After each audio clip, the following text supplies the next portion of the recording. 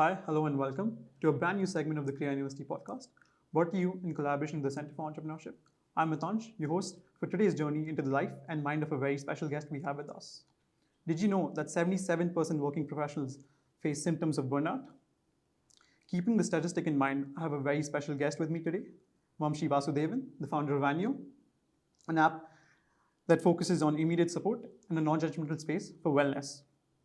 Vamshi, thank you so much for joining us today. Hi, Mitansh. Thank Welcome. you for inviting me. Welcome to our first episode. We're very pleased to have you as an inaugural guest. Glad to be on the first episode as well. Thank you. So, Vamshi, let me just get started.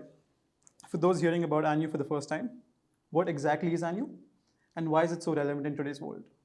Sure. So, the name Anyo is inspired from the Sanskrit word Anyonya, which means being there for the other person. So, it is a support system that people can lean on whenever they need help. Now, the definition of support system is as wide as it can get, right? We work in the areas of sleep, stress, nutrition, and energy. So, if anybody is looking for help in any of these spaces, they should reach out to Anyo. What was the eureka moment that sparked the idea for Anyo?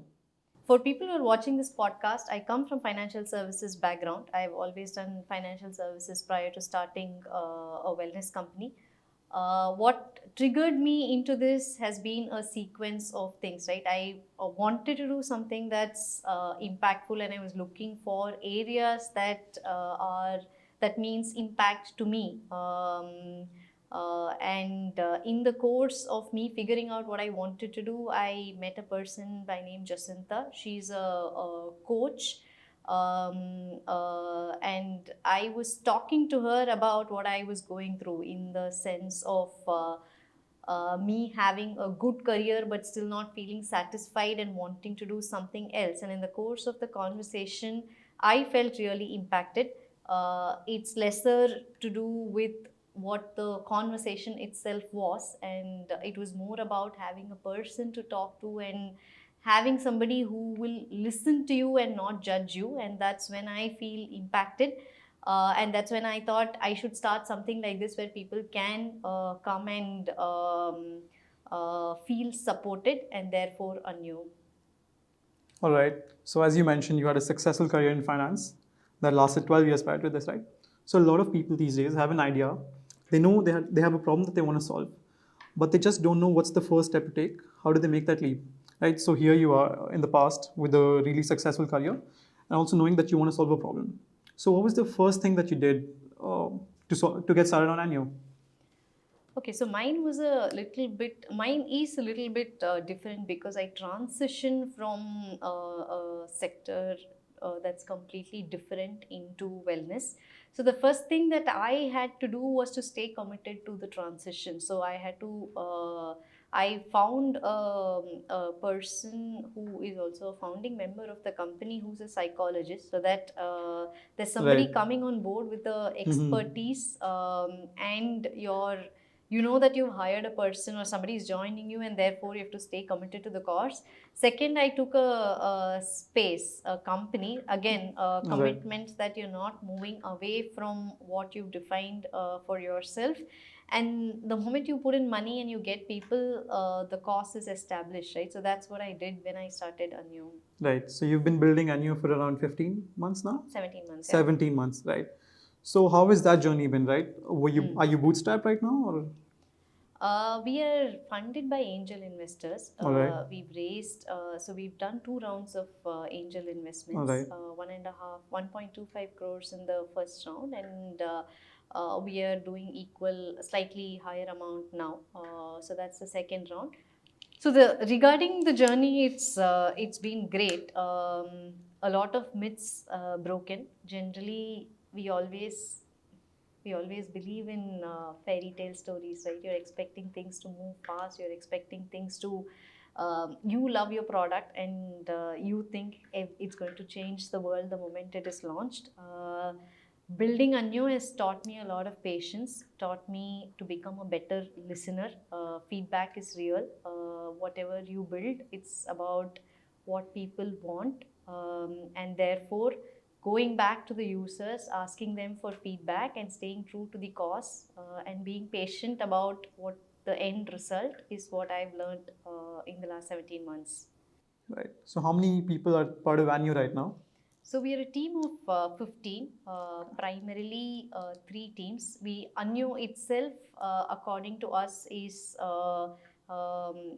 coming together of 3 teams, right? Content, psychology, and wellness expertise, and technology. And majority of the people are in one of these 3 domains.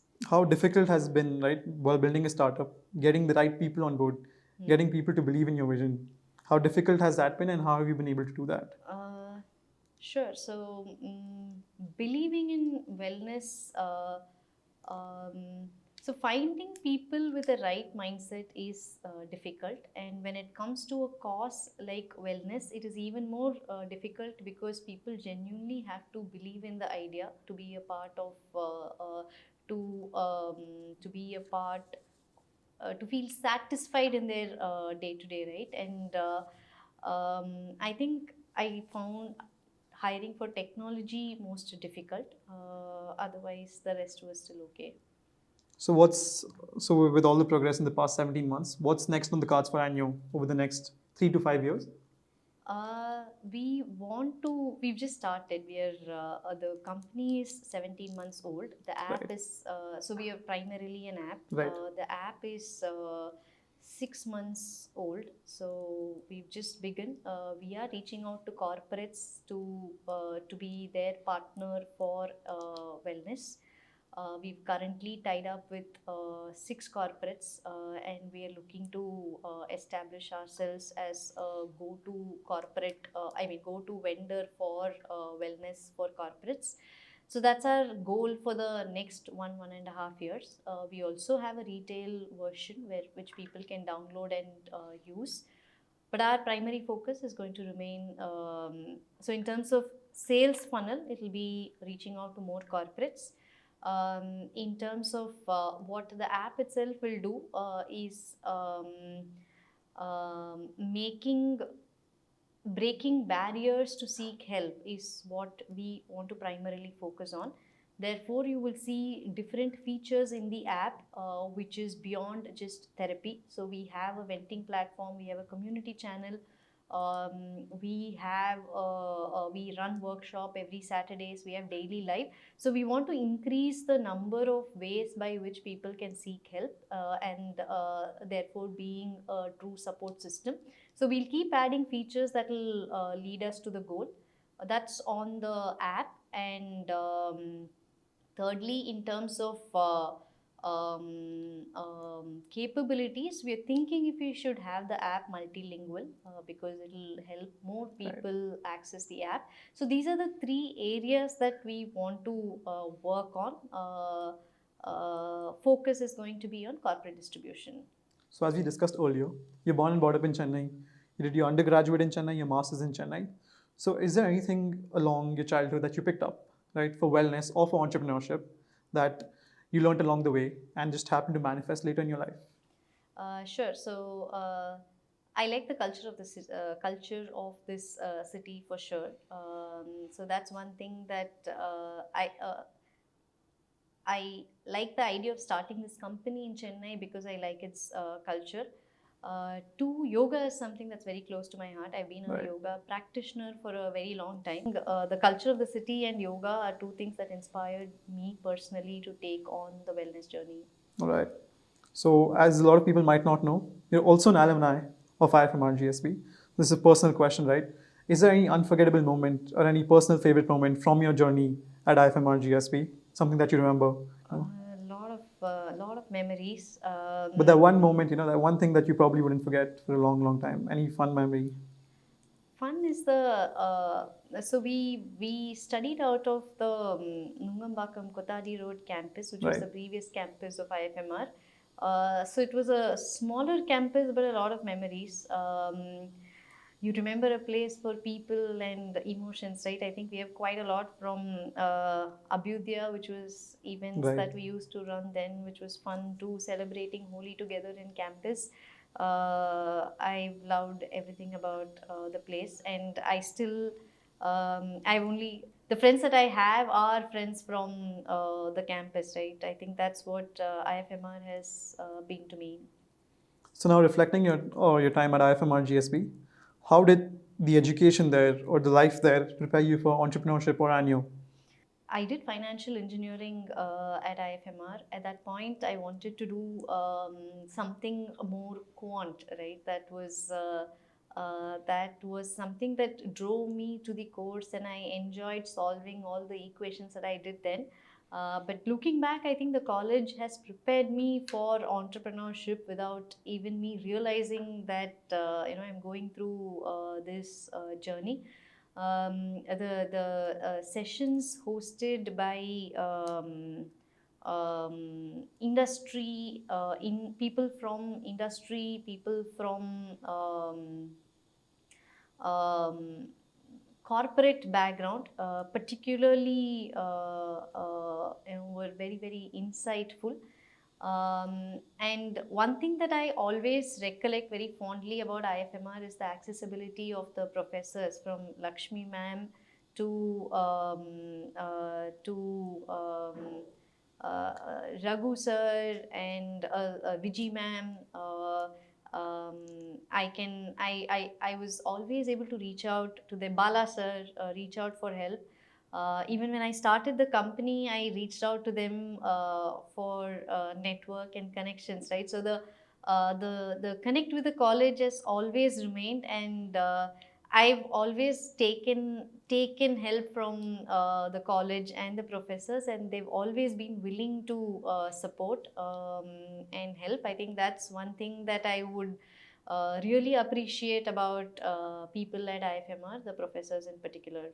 Right. So that's just how Indian colleges in general just prepare you for life, right? But now India actively is moving towards creating a startup ecosystem of its own with initiatives like Startup India, having shows like Shark Tank India. The startup ecosystem is booming currently, right? So Krea University also took a step forward.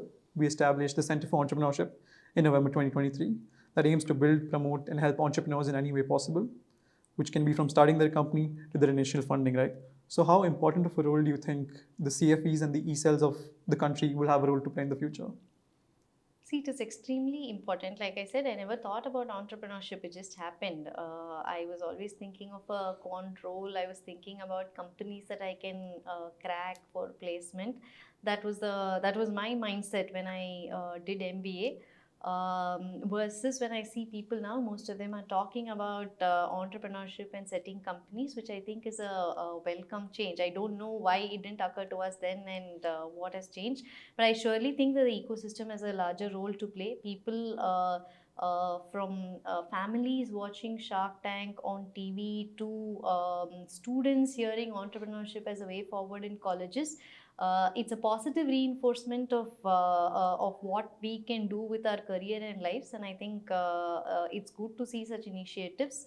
College promoting it in particular, and college giving this kind of space means that students can dabble with entrepreneurship with the support of a ecosystem, right? That's something that's brilliant, because when you go out and start something, this support system does not exist, or we'll have to reach out for newer support systems which may not be as familiar, and it's still an unknown space, right? So I'm extremely happy that Krea University and IFMR is taking this initiative, and it is good to have somebody like you doing this podcast. I know that you're building your own startup in the mental wellness space, and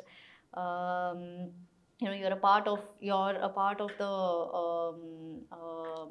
entrepreneurship initiative of the college. So promoting people at this age means that you know what is going to work, what is not going to work, even before you get out of the college, and it prepares you for difficult things at a very early stage. So I'm really happy about it, and congratulations on your startup, and I hope you become big. Thank you so much, ma'am. But no, I fully agree with you, right? An 18-year-old person coming to college, right? Having 4 years of that ecosystem, right?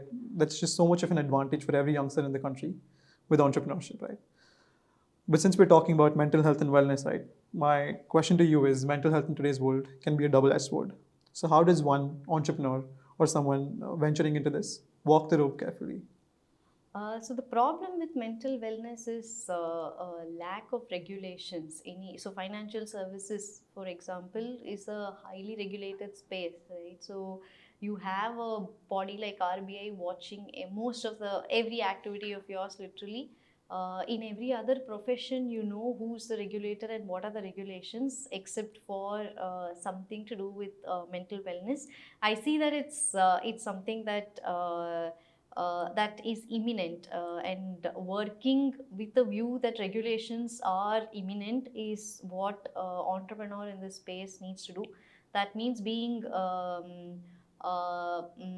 true to the cause, being holding integrity levels very high, and hiring people of the right caliber, and continuous training to ensure that the people who are providing the service or therapy are good enough in whatever they do. Right.